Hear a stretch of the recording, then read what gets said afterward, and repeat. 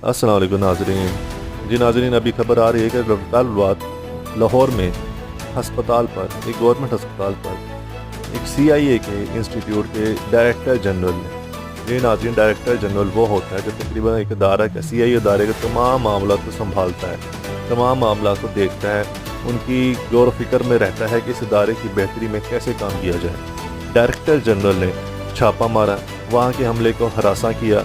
अब उनको बेशक उनके ओहदे से हटा दिया गया है, लेकिन बात यह है कि उसने किसके हुक्म पर ऐसा किया। वो खुद गवर्नमेंट का मुलाजिम है, उसने किसके कहने पर धावा बोला, एक हस्पताल पर धावा क्यों बोला जहाँ पर पहले ही लोग अपने मरीज़ों का, अपने ज़ख्मों का इलाज करने आते हैं, वहाँ जाकर ही उसने क्यों धावा बोला। ये सवाल अवाम आपके लिए छोड़ता हूँ, इस सवाल का पता लगाना बहुत ज़रूरी। शुक्रिया।